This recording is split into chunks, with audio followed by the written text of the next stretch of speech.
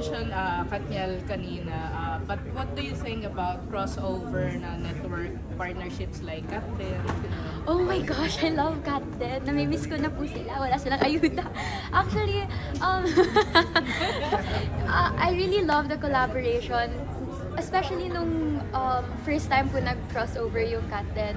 Sabi ko, grabe yung chemistry nila together. And now, na itong promo nila for Hello, Love, Goodbye to You, sobrang nakakakilig. And naging fan ako nila lalo pareho. And now that possible na po yung crossovers, I'm excited kung sino ulit yung pwede ko pong maka-work on the future. How you're going to celebrate your 18th birthday? I've actually celebrated na po my 18th birthday with my family lang po sa Antipolo nung 13. And sa 26 po, I'm gonna celebrate my debut. Yeah, debut mo na. Yes po. Ano yung expect ng mga fans mo sa debut? Marami ka bang mga celebrity guests? Mini concert. Mini concert. Mini concert? Medyo po kasi sabi ko, okay, debut ko, gusto ko mag-prod. So, ayun, I'm gonna be singing Taylor Swift songs, of course, and then a dance prod, and then, ayun po. Balita ko, mag-guest pa ang Bini daw. May ganun bang... Oh my gosh! Saan niyo po nakalap yan? Parang Hindi naman po guest. Magiging guest. Pero hopefully po, makapunta po siya, si Ate Maloy. Hopefully, makapunta po siya. In-invite mo siya personal? Yes po. Nung nag-send po ako ng save the date, she said na she's gonna be there. Pero ewan ko lang po kung makakapunta pa rin siya. Kasi sobrang busy po ng schedule nila. Pero ayun, I appreciate po her for replying pa rin. Kasi they're really busy. How did you meet Maloy ba when you were still with... No, hindi po talaga kami nag-meet. Actually, ito, funny story. Nung rising pa lang po sila, hindi pa po sa kung where they are right now, nag-reply po siya sa story ko. Or nag-chat siya na sabi niya, crush ka ng kapatid ko. Tapos, ayun, sabi ko, thank you so much. Ganyan. Tapos, he actually planned going out po several times. Pero hindi natutuloy since sobrang busy na po nila. Tapos, busy na rin po ako. And then, sabi ko, okay, tatry kong i-invite siya kahit hindi pa naman kami ganun ka-close. So hopefully yun yung magiging first meet din po namin. Are you looking forward to have collaboration with them, the Bini mismo? Oh my gosh, of course po, yes. I love them. Sobrang isa sila sa mga pinakasikat ngayon na P-pop idol groups, and ang daming naglo-look up to them, and they're really talented and gorgeous. May Speaking of participation P-pop, ba si may participation ba si Marco sa birthday sa birthday celebration mo? Of course naman po, syempre naman. Ano yung magiging participation? Ewan ko kung surprise ba, pero sige sabihin ko na, ayun po, we're gonna have a special dance. Just the two of us, yes. Kumbaga siya yung 18 roses ng buong. Speaking of P-pop, of course SB19 nasa bakod din GMA, diba? Do you have any bias sa SB19 members? I like Stell, pero before pa po sila, like, kung asan din sila ngayon. I think before pandemic po yun. I've watched them na, pero hindi lang po siguro naging solid or consistent yung panonood ko po sa kanila since meron din po kayo ibang ginagawa. Pero nung first time ko po silang napanood, ang bias ko po nun si Justin. May favorite ka ba songs sa SB? Yeah, we gonna grow up. Yan yung song nila na unang nag-hit. Ako, yes. Going back dun sa kapatid ni Bini, ano ba, na-meet mo na rin siya personally? Hindi pa po, pero I also invited him po para magkasama po sila. Para makapag-meet din po kami. Actually, kamusta yung team up nyo ngayon ni Marco since kayo yung love team? We're doing good naman po. Here sa Maka, alam ko po nung season 1 medyo nagulo yung team up po namin since nakaka-love triangle po siya. Pero here sa season 2, I can assure na mas magkakaroon po ng kilig factor. If you're gonna dedicate a song to Marco, what would be that song? Oh my God. Na hindi Maka. I think Always Enchanted po. Since it's a privilege to know and have someone like Marco. Nakangiti sila. Pero personally, kamusta yung closeness yung dalawa ni Marco? Same pa rin po. I think mas nag-grow lang po lalo now that hindi lang kami nagbabond off-screen but also sa work. And nakikita ko rin yung different side niya pag nag-work siya. So, kasi nung last time na nag-work kami, bata pa po kami nun. So, I have seen him Marco as a person also. Ano yung mga napansin mo or discoveries mo sa kanya ngayon? Ngayon, perfectionist siya. Perfectionist siya. Pero sinasabi niya sa akin na gusto niya daw yun na mawala. Pero siguro it can be a bad trait. Pero at the same time, if balance naman, I think hindi naman. Pero ayun, yun yung napansin ko sa kanila. Perfectionist siya. Tsaka sobrang hardworking niya. Tapos kung ano yung gusto niya, nakukuha niya talaga eventually. Ano yung ina-offer ng love team nyo aside na kakaiba sa mga love team na new gen ngayon? I think yung kung gaano po kami katagal ng friends, so we really know each other kahit we don't talk. And I think it's the genuine friendship po talaga.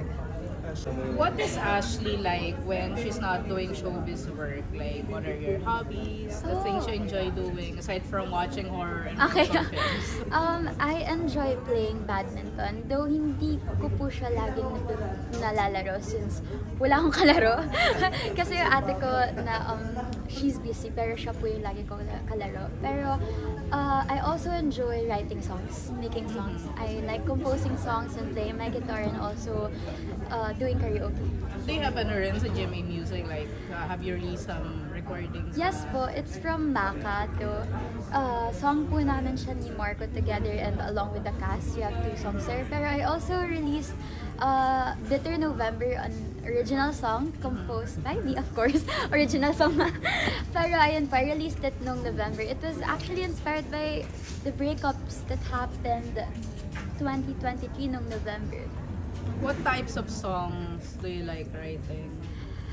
When I write songs, it's always about sad songs. I don't know why, pero mas madali po ako nakaka-write ng songs when it's about heartbreaks. Though I also made some song about me growing up and about love songs. Ashley, Siguro po, I think I'm a fan of them like as an actor and actresses. And I really enjoy their chemistry on screen. So I think yun po yung mamimiss ko is yung movies nila together because it's always so iconic. So yeah, speaking of love teams, ikaw, may naisip ka ba na, ito ang gusto kong maka-love team? I actually have a love team. It's actually Marco Massa. Yeah, aside from Marco Aside Massa, from na, Marco. yeah, on-screen partner, yeah. Wait, hindi ko pa yung naisip.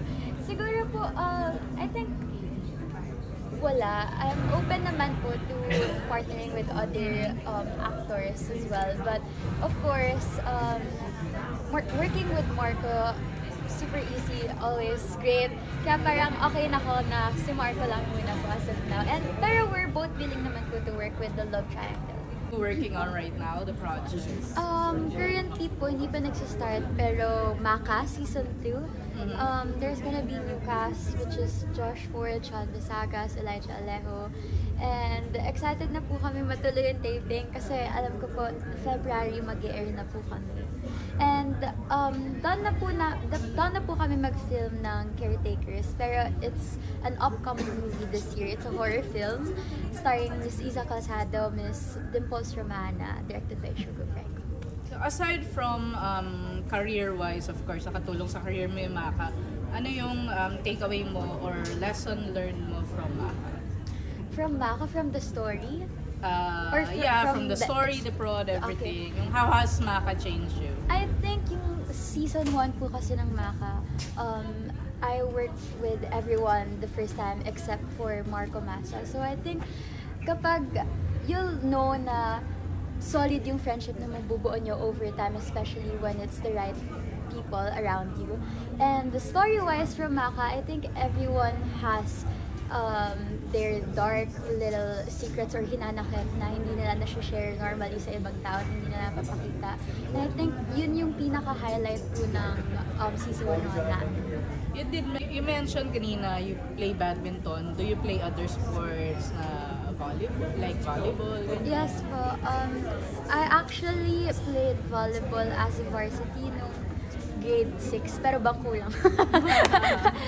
Kasi nung times ko na yun, yung Saturdays ko, lagi ako may taping ng Going Bulilit. So, hindi rin po ako nakaka-attend. Pero ayun, I play badminton and volleyball.